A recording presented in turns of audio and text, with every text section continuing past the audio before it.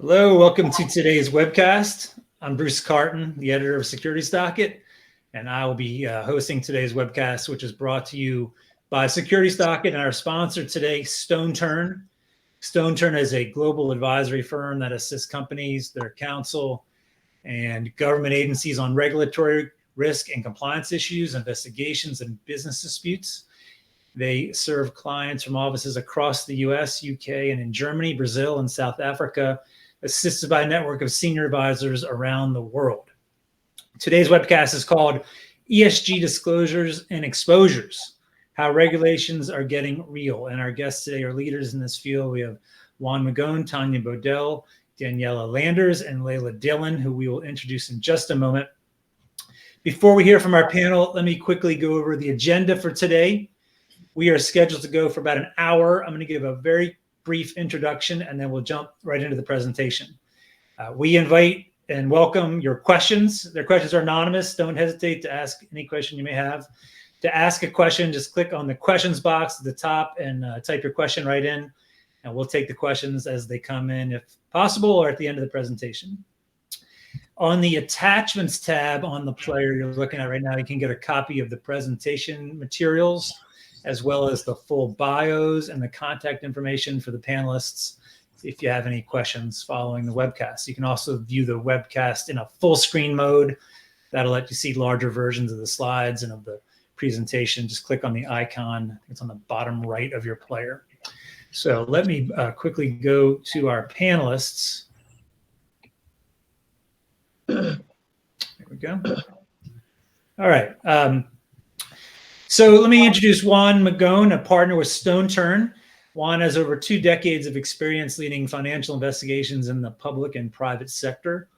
Prior to joining StoneTurn, Juan served at the SEC for nearly 20 years, where he was an assistant chief accountant in the office of the chief accountant in the enforcement division. Welcome, Juan.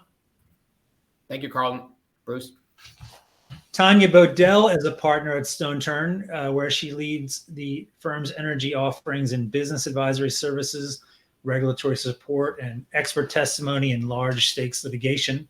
She has more than 25 years of experience in energy matters, and she provides clients with business advisory and expert support, as well as expert testimony in insolvency, regulatory, and litigation cases. Thanks for joining us, Tanya. Thanks, Bruce.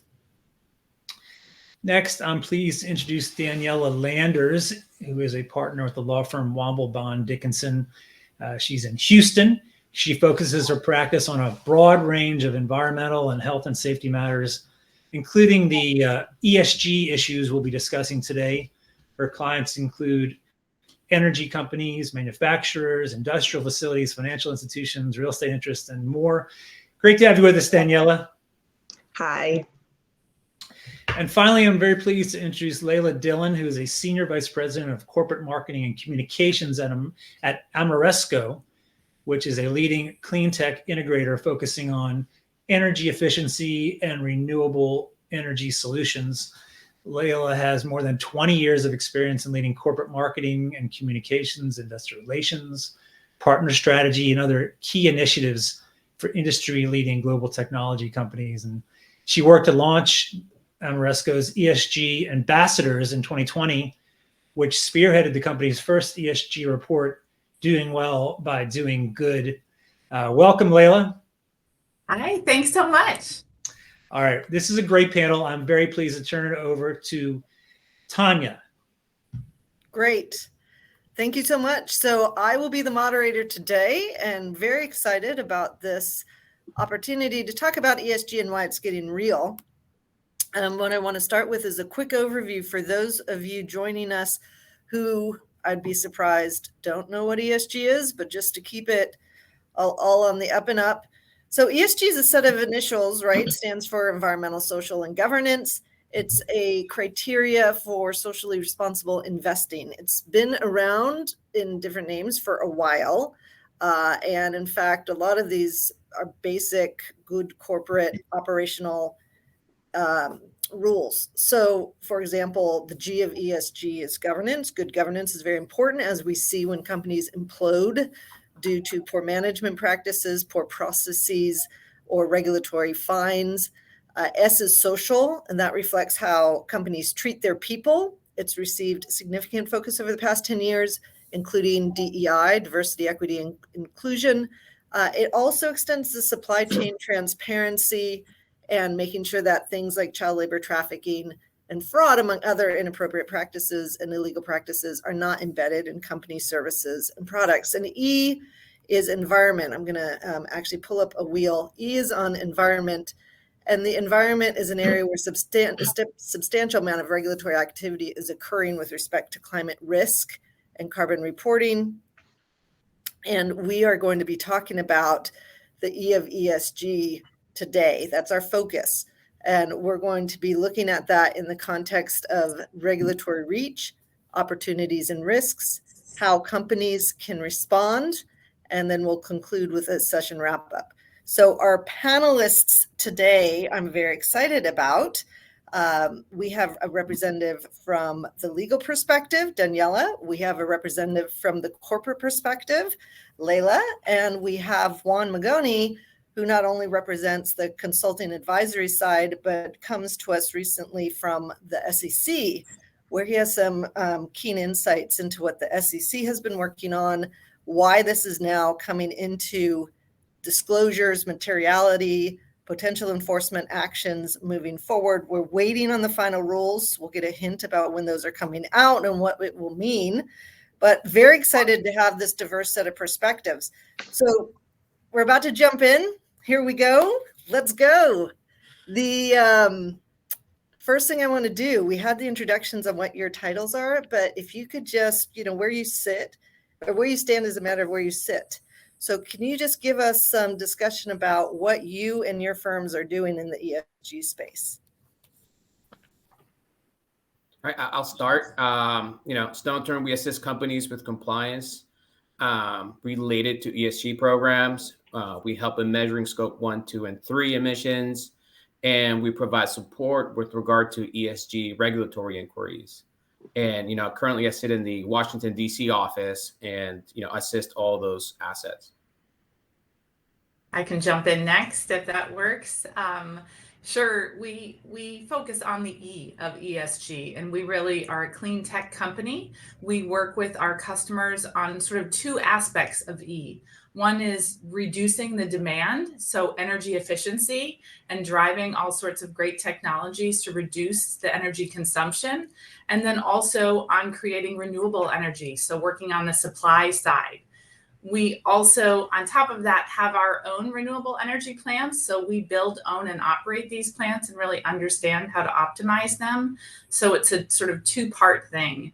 On top of that, as the intro said, about 3 years ago, we launched our own ESG program because while we work so hard on helping other companies with the E part of their program, we decided to turn the lens on ourselves and really take a look at what we were doing to make sure that we fully understand the challenges that our customers were going through. And so I am an environmental health and safety attorney. As it was mentioned, I'm with a large transnational firm. And so our firm actually helps with the E, the S, and the G of ESG, both on the environmental side, the social side, which is a broader base side that includes both our labor and employment lawyers, some of our diversity attorneys, as well as our corporate lawyers who assist with the governance side. And so we assist clients with a variety of regulatory issues. I've often worked with clients on some best practices in developing their ESG policies and reports. Of course, we work with consultants and folks like you all to help with managing some of the data necessary to pull together the report. But we also assist clients with due diligence issues and finally, what's being an increasing amount of greenwashing and ESG-related litigation claims that are coming up as well. Great. So this is awesome. I'm in energy, and energy is one of the largest sources of carbon emissions. I'm also in the E of ESG because of that intersection, and that's the role that I play at StoneTurn. But look, environmental rules have been around for 50 years, right? Sustainable investing has been around since the 1990s, started by Amy Dominy and other pioneers in that space. Socially responsible investing has been around since the 2000s. We'll talk about carbon accounting and the rules on that. That's been around for almost 25 years now. Like, what's new? Why is this front and center that we're here talking about this? Well, if I can jump in a little bit, and I've been practicing law now for about 27 years, so I've seen ESG in its number of different forms, whether it was CSR or sustainability.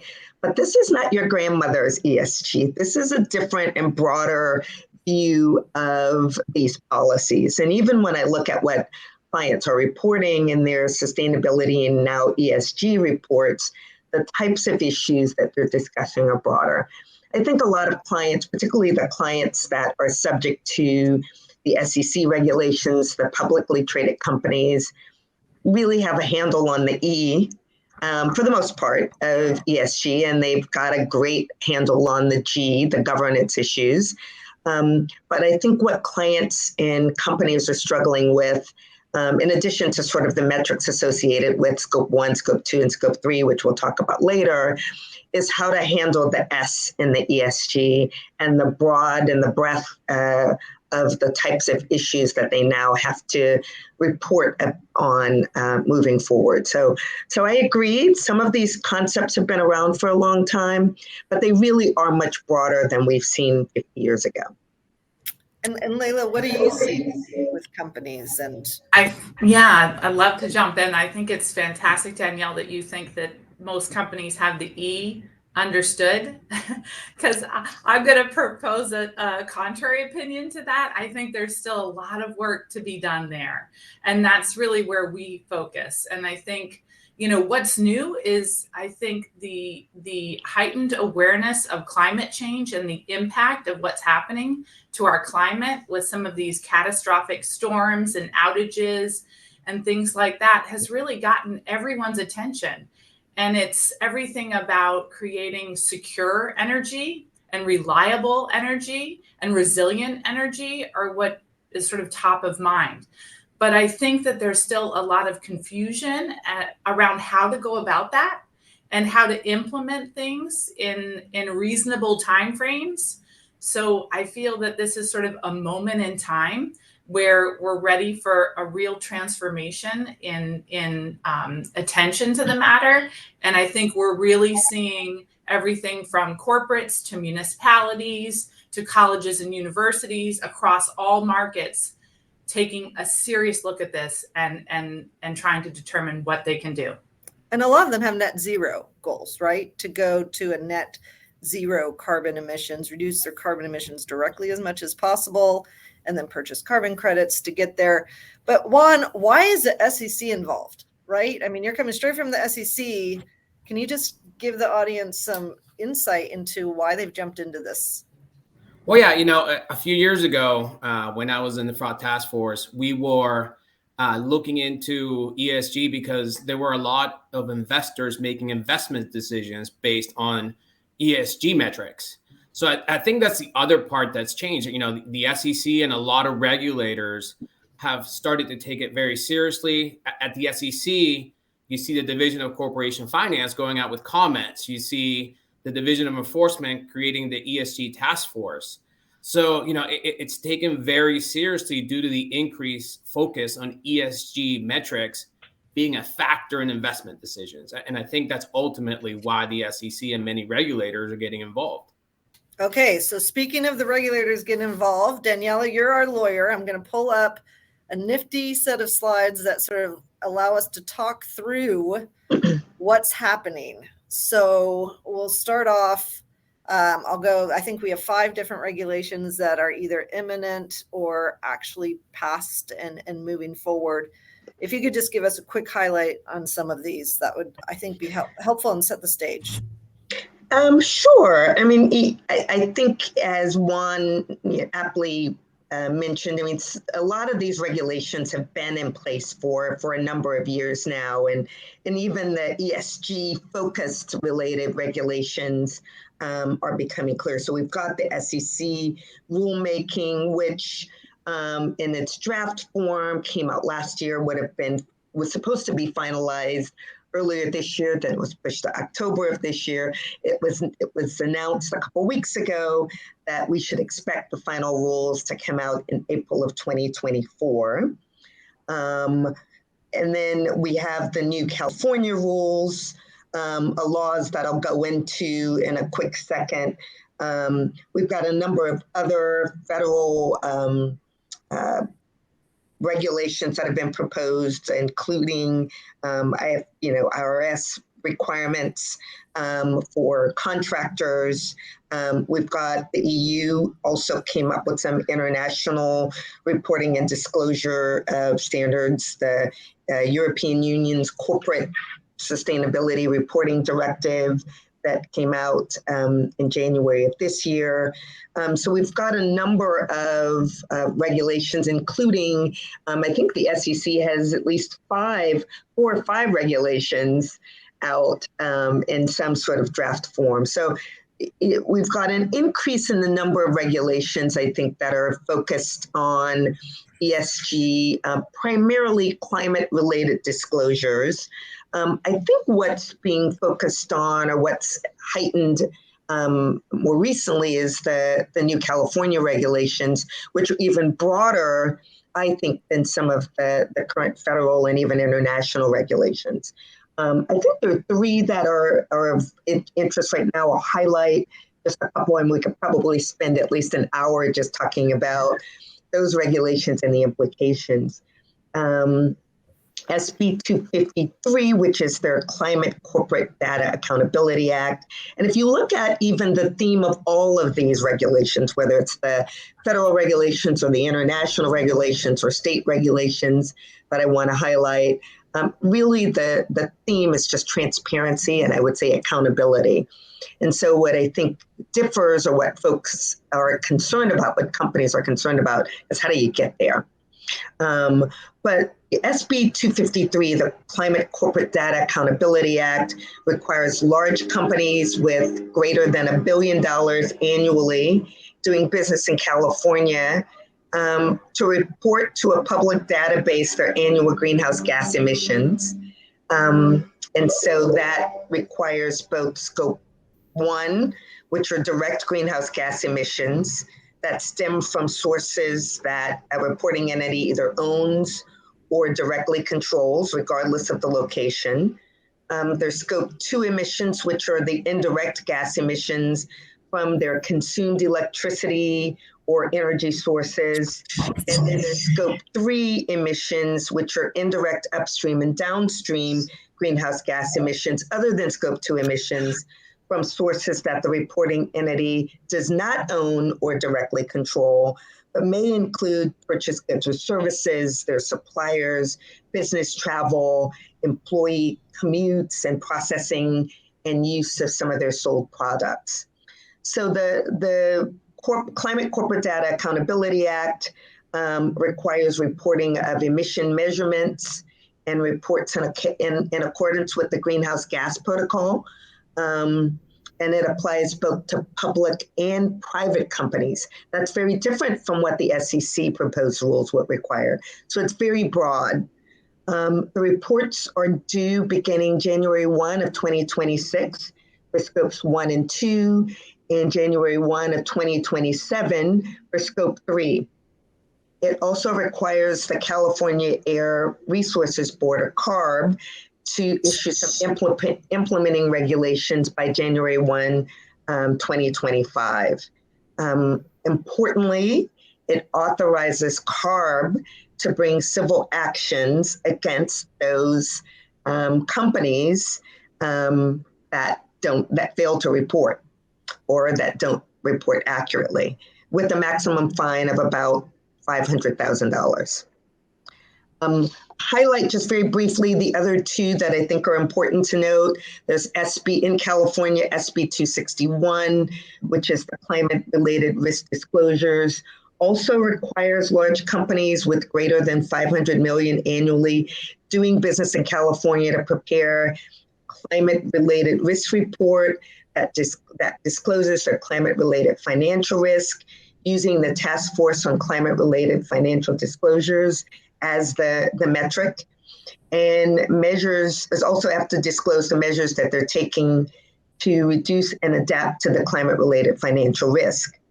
Again, it applies to both public and private companies. The initial disclosures would also be due January 1, 2026, then every 2 years thereafter. It also authorizes CARB to review the disclosures and gives CARB enforcement, but also provides civil penalties up to $50,000 per reporting year. And then finally, one that doesn't get a lot of attention, but also worth mentioning in California is AB 1305. It applies to disclosures regarding voluntary carbon offsets, net zero, and carbon neutrality claims. So it requires an entity making net zero, carbon neutral, or emission reduction claims regarding their operations to publish on their website information documenting how the claim was determined to be accurate, including independent third-party verification of the entity's greenhouse gas emissions, its science-based targets for emission reductions, and the methodology and third-party verification for those claims. So this is really an attempt to sort of limit greenhouse gas, greenwashing related claims, and getting companies that are making those claims on their own website to verify how they plan to meet those requirements. So this is California, and it's already passed, right? Whereas the SEC has proposed, the federal rules for vendor disclosures are proposed, the international rules are already passed. But California clearly, once again, is taking the lead.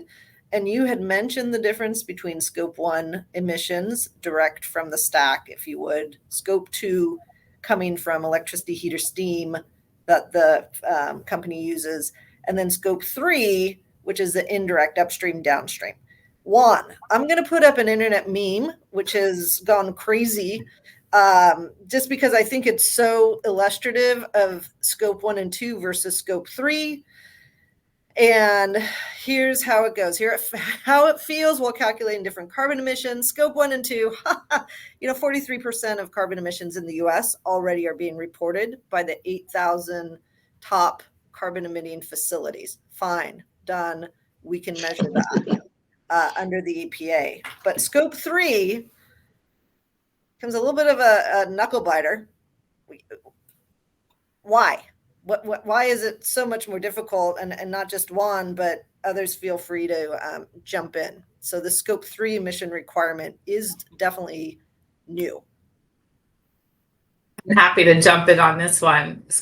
In full transparency, Scope 3 is hard, right? It is hard. It is a knuckle biter. I think there are a lot of data challenges when it comes to Scope 3. We had chatted about that a little bit in our prep session. And there are also implementation barriers when dealing with suppliers. So there's a lot of factors in play here that I think many of us feel are out of our control. And that comes when you're calculating greenhouse gas emissions from your upstream value chain, but also from your downstream chain. And you wrap that all together and you try to come up with some solid, accurate, defensible data. And those things pulled together are what really is where the challenge lies. And so I think the knuckle biter scenario is real. And I think there are lots of companies, corporates, munis, everyone is struggling with Scope 3. We're already getting inquiries from clients concerned about the customer requests for sustainability plans and assurance on their supply chain on Scope 3 emissions. So they're asking for sustainability plans as well as materiality assessments of historical statements they've made. I'm a little bit cynical about how regulators are going to be able to assess Scope 3 emissions and the disclosures related to them. I'm not sure if they have enough expertise in place to assess those matters, especially with regard to Scope 3. The good thing is, though, we've had GHG protocols since the early 2000s. So there's a lot of people out there with expertise that can help clients, including, ourselves, Daniella, your firm. So there's a lot of people out there that can help. And companies really need to consider whether they have the in-house expertise and time. Again, time to deal with finding the data to report scope 1, 2, and 3 emissions. I think that's the key, what you said, defensible data. That is the hard part, getting the defensible data. And there's a lot of stakes in place. Regulators are going to be looking to make an example out of someone. And so you really should consider bringing in an expert to do some type of third-party assurance and make sure that the data that you have in place is accurate. All of the emissions assessments are done in good faith, and that you document. I can't stress enough that you document how you arrived at any estimate or conclusions. It's going to be a bit of a learning curve for everybody, including the regulators. So just be ready for that. Well, and keep in mind that the standard really is you have to make some reasonable efforts, right? It doesn't have to be perfect. You just got to try to make some reasonable efforts. And I do believe that the regulators are cognizant of the fact that this is going to be difficult, particularly if you're relying on suppliers and vendors that are not subject to SEC regulations and may not, but for company X asking for the data, they may not be pulling together that particular information. Yeah, I don't disagree. I agree wholeheartedly with that. The question is, whether, an SEC examiner that's on the other side is going to consider it something that was done in good faith, and whether they believe that the company actually made efforts to get the data and make the best estimates. That's why, again, I go back to document.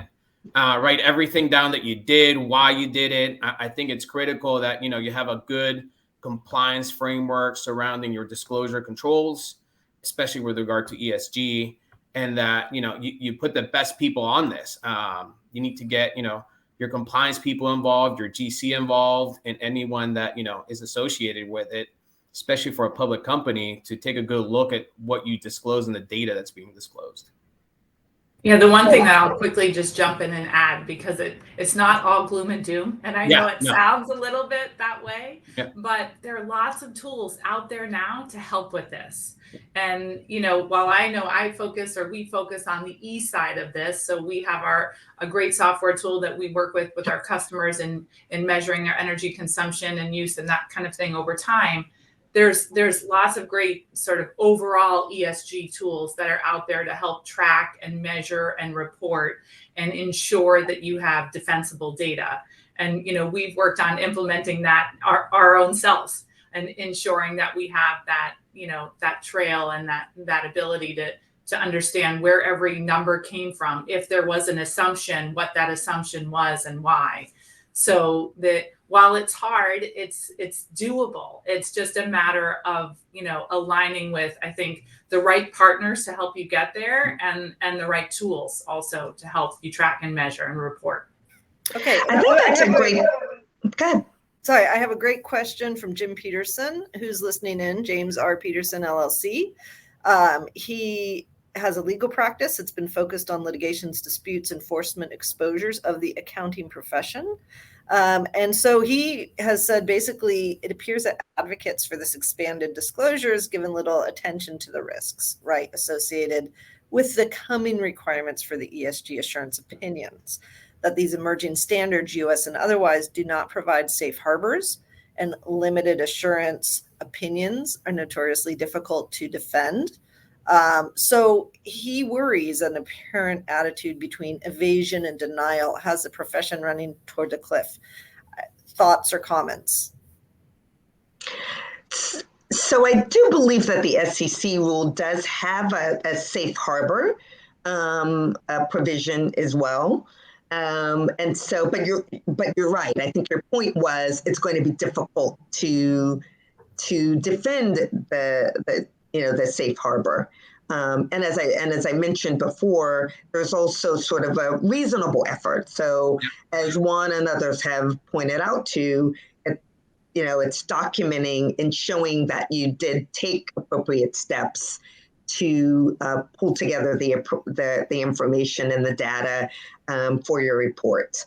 And then, of course, all of these requirements are requiring qualified third-party assurance providers, right? That will assist with this. And I think that's the important.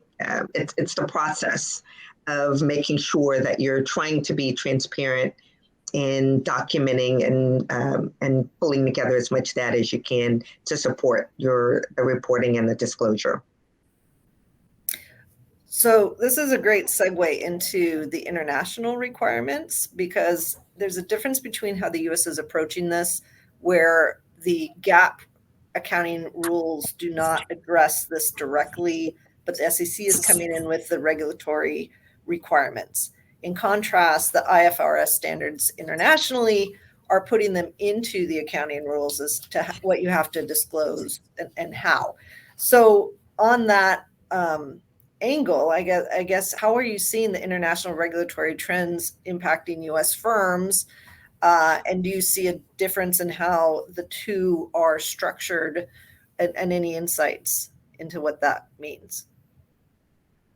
I'm happy to jump in here, and I'll do it by way of example. How about that? Perfect. Love it. Yeah, I think we focus our efforts here in North America and also in Europe, and I always like to sort of look to Europe as oftentimes being very aggressive in terms of doing some really great climate things.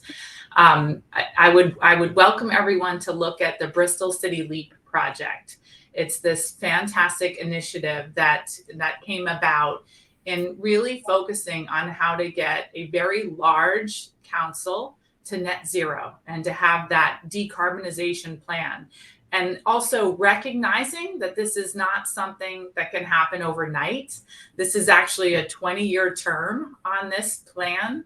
And the goals here are really all about, getting to net zero through energy efficiency and infrastructure opportunities. And what does that look like? It's also not just for the council, right? It's all about sort of thinking about the whole community and how everyone can participate in this. So it's everything from hospitals to their universities, their schools, their corporates, their residential buildings. Everything really in the Bristol community is impacted here. And, we've worked with them across the board in terms of ways that they can lower their energy costs, create cleaner air, and improve their energy infrastructure. And all of these are about leaning into the local community too, and how that local community can participate in this massive transformation. So, if we look abroad, I think there are really good examples of what's possible, and really looking at creating a solid plan for doing this and recognizing it's going to take time, it's going to take investment, it's going to take partnership, but there is a way to do this. And so I would welcome everybody to look at the Bristol City Leap project as one of those ways. Great. Yeah, I come at it from a little bit of a different angle. I agree with everything you just said. I think about it more from, what you're disclosing in Europe with regard to the European Union, what IFRS requires in terms of disclosures per jurisdiction, and how you're going to incorporate that into your 10K disclosure. So, is the SEC going to take a stand that, whatever you disclose in Europe, in California, for example, are you going to need to disclose that in your 10K to the extent that it's material? That goes back again to your compliance and controls around your disclosures. Like, how are you going to assess what you're disclosing abroad or in California, assess that materiality, and whether that's required to be disclosed in your 10K? All right. What are you seeing? And are you seeing any leakage from Europe requirements into the US? Like, are US companies having to comply with some of the European requirements? Yeah, of course you've got, global companies that have to comply with the European requirements, and keeping in mind that you've got not just the European Union's corporate Sustainability Reporting Directive, but also the European Commission this summer adopted their first set of European sustainability reporting standards as well. When you take those two standards together, really there are some similarities. They both also have, materiality assessments or ESG related issues.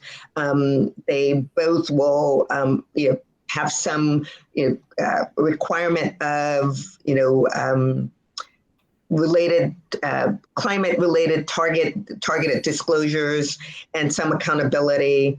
The sustainability disclosures, I believe under both, have to be audited by a third party auditor before they're actually filed with the relevant authority. So there is both transparency and accountability, sort of the themes that I was mentioning before. Our office has our law firm has 7 offices in the UK as well. And so we're working with clients and making sure that, as these new regulations go into effect, that clients are ready and able to report what they need to, both in accordance with the EU and the EC, but also for those that are doing business in the US, that they're complying as needed with when the SEC rules come out, but for those that are doing business in California, that they also, complying with the state rules as well. Yeah, and I think we need to keep in mind too that the requirement is actually going to apply to private companies to the extent that you do business with public companies. A lot of people, it's going to catch a lot of people by surprise, because you're going to start getting requests from a lot of these multinational companies or companies that do business in California for a sustainability report.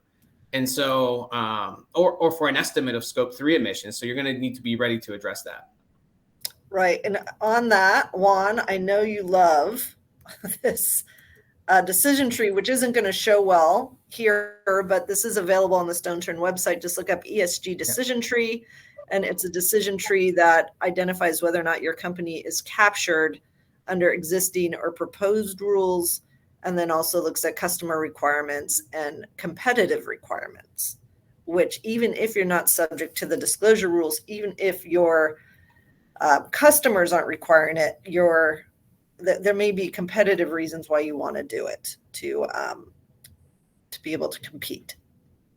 And on that, I'm going to paraphrase a question from Christopher Crowder of Main Street Capital Corporation. And Christopher, this is a great question, and I didn't ask it until now because we actually wanted to address this. He asks, what's the prevailing opinion on whether ESG initiatives are seen as unprofitable or profitable?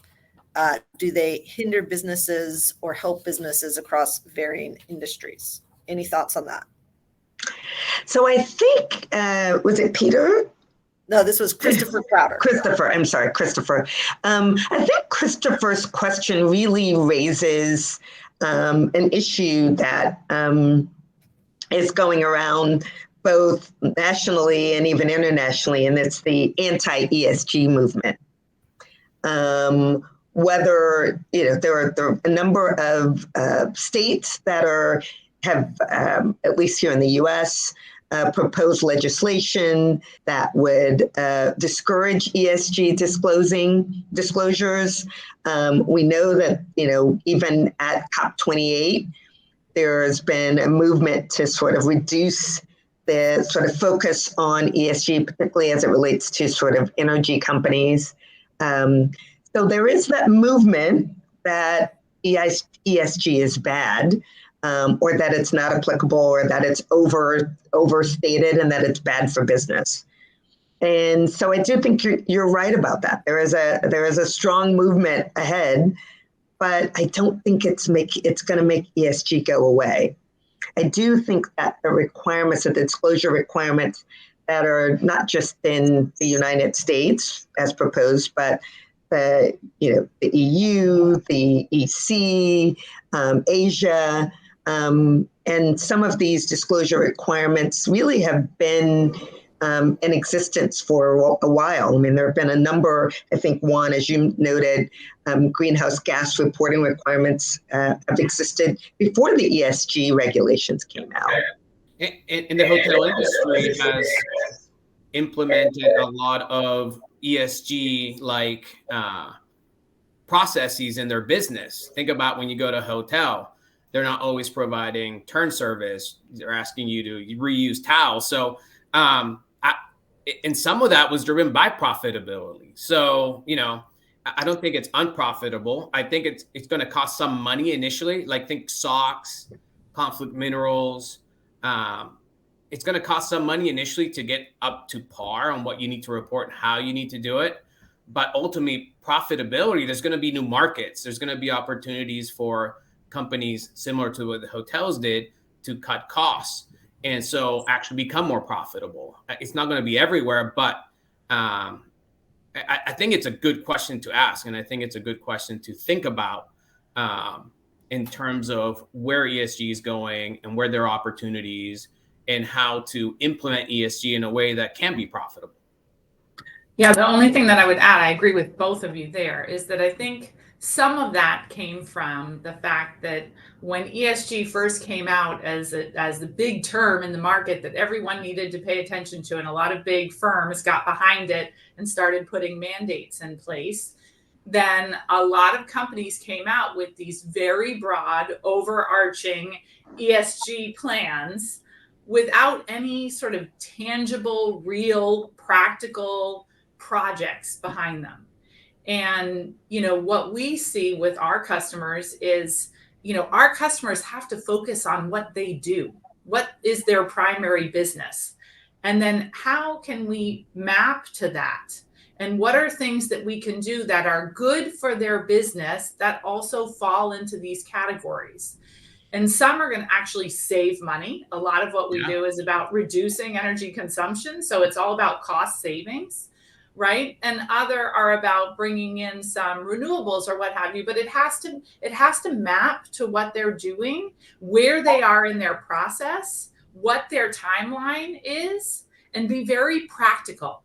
So I think some of that sentiment is just about not having these very broad overarching goals with no plan to support it, but instead, coming out with your plans, your action items, your implementation schedule, while also being able to do business the way in which you know how. I fully agree with that. I mean, that was, when I was back at the SEC, that was one of the big concerns. We were seeing all these overly broad plans that we were just like, how is this going to be implemented? Is there any basis in reality, or is this just marketing material to get investor money? So some of that, back to the question, is an earlier question. That's kind of why the regulators got involved.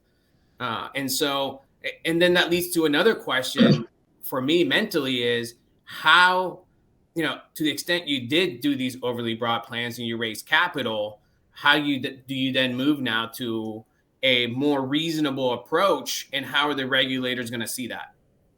To the extent that you reported anything that might have been misleading, how do you address that? And when you do some of that work, another concern of ours is make sure that you look to people like Daniella and do some of that work underprivileged. We're seeing some of that work is not being done underprivileged, and that could be problematic. That's great. I want to note there are over 1,400 studies on whether or not ESG helps or hurts profitability. Some indicate it helps, some indicate it hurts, some indicate there's no statistically significant difference, that the returns are based on market and what that industry would imply. So I think the jury's out. I think every company has to look at it within their context, within their opportunities, and try to understand how they're going to achieve the goals that they've already laid out in the most cost-effective way. But we do have a follow-up question tied to this, which is, does anybody have any opinion why Vanguard and Blackstone are pulling back from ESG as a concept or ESG investing? I mean, I think in part it has to do with the anti-ESG movement that's moving forward, because if you look back, a couple of years ago, they weren't holding back. Yeah, I would also add to that I just think that it's a little bit what we chatted about before, right? A number of companies felt the pressure, and so they came out with these massive, goals and plans, and then they got zero in implementation, right? And so, you don't want to X mark out so many different, companies just because they didn't really know how to get there, and there was no process in place to help them know how to get there. And so I think this is more about, let's be real, let's be practical, let's do things that we know that make sense, and then start to report on them accurately versus, being in this conundrum of confusion. I agree wholeheartly with that. Also, I wonder how much of that had to do with the fund naming rule that came out this year. It requires a certain amount of the companies the fund invests in to be ESG friendly. And so how do you get that data to prove that, these companies you're investing in are compliant with ESG friendly and ESG emissions and ESG scores? So again, it goes back to what you brought up earlier, Leila, is getting that data, reliable data. So I'm wondering what they're seeing in that space and if that had anything to do with it. Wait, I just want to check. You're not suggesting, Juan, that once you have to move ESG from marketing into actual regulatory compliance, people are going to fall out and backpedal, are you? I'm not suggesting it. I just said it. One of the things I think to keep in mind is as the legal or financial risk to taking on certain ESG related positions really comes into focus, that companies really need to drill down on governance, the G in ESG, because appropriate solutions when it comes to ESG, whether it's expressed through sort of disclosure or policy implementation or lobbying activities or other sort of expressions of a company's sort of ESG strategy, really cannot be crafted appropriately without some sort of oversight. And that also gets to sort of their public statements that need to be, reviewed and checked so that you don't, set themselves up for a greenwashing related claim. And most of all, I think companies, their board of directors and the leaders need full, complete reporting and comprehensive oversight on, the ESG related corporate activities. And I think that's what's going to make a difference. So let's move on to that. And I'm cognizant of time. So this may be our last question. And it does incorporate an inquiry that we did receive on this, which is, what do companies do next? I'm happy to jump in here. Sure.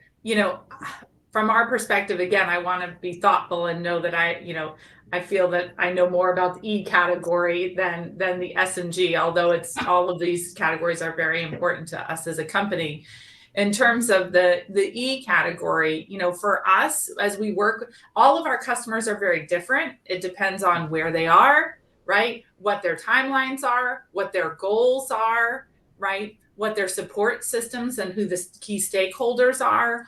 All of that means to us that there's sort of no simple solution for everyone.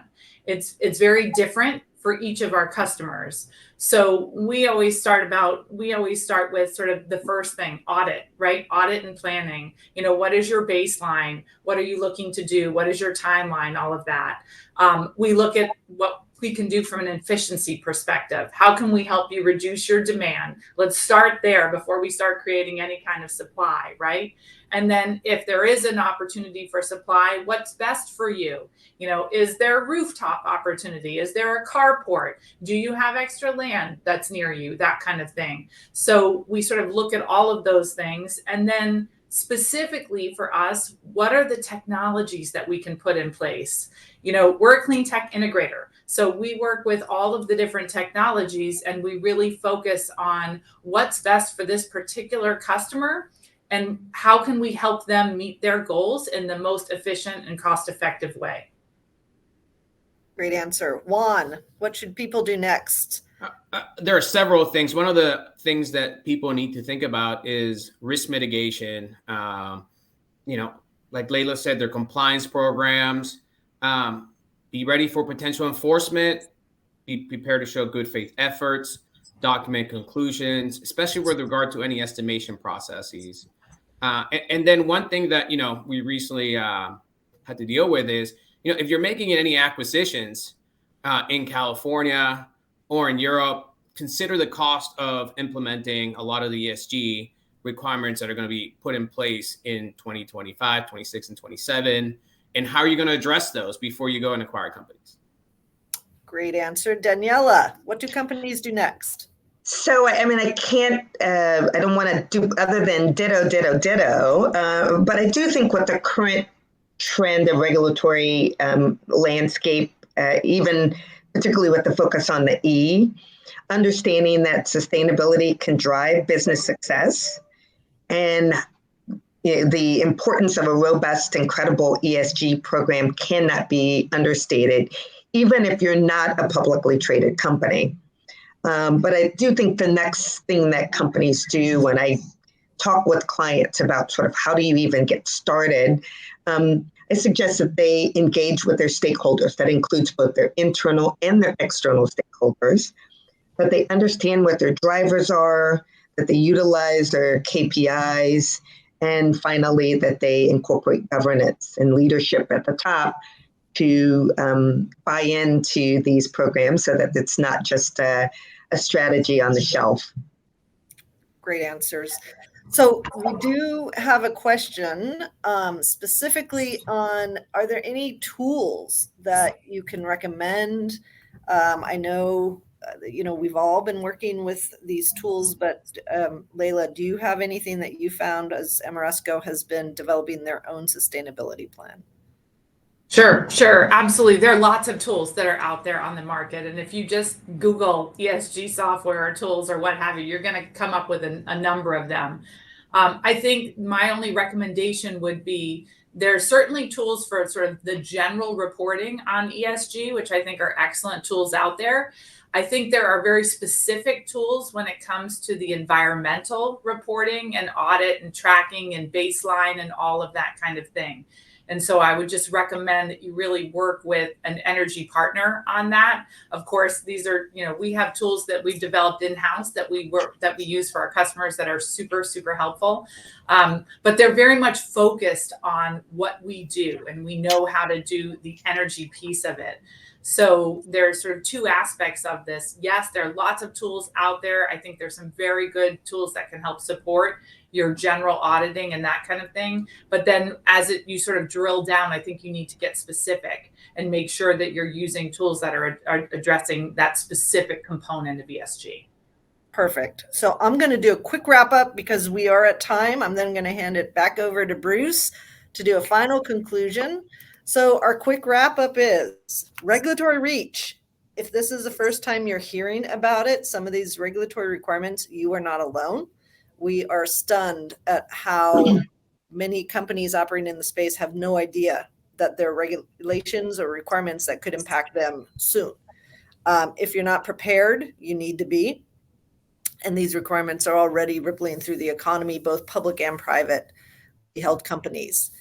Opportunities and risks, what does compliance create a competitive advantage? Obviously, yes. Does risk mitigation, is that good governance? Obviously, yes. Is there a way to move forward with implementing the goals that you set out over the past 5 to 10 years that are now going to have to be implemented? The answer is yes. It's very company specific, but there are ways to get the low-hanging fruit to create a competitive advantage in this space to move forward with compliance, with risk, with implementation. And hopefully you've gotten a taste of some examples of where that's been happening and happening well. And lastly, how should companies respond? Obviously the first is get educated. So attending these types of discussions, there's lots of information is out there. Mitigate your risk through materiality assessments or compliance processes. Good faith efforts are important.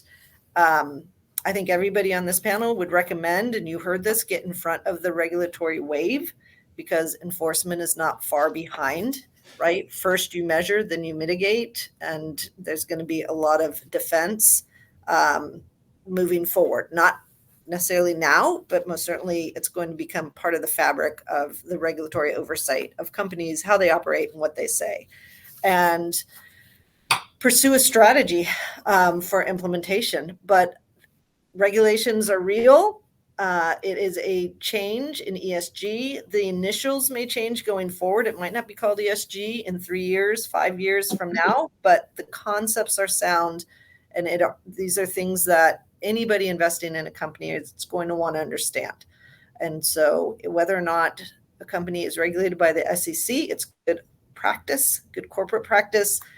We call that the vitamin of corporate hygiene, but the regulations could very much make this a headache that needs aspirin. So we're hoping this was helpful to everybody. I'm going to turn it over back to Bruce to finalize up. But thank you to my panelists. You've been amazing and incredible and insightful, and this has been so much fun. We appreciate all the intelligence and insight that you've brought.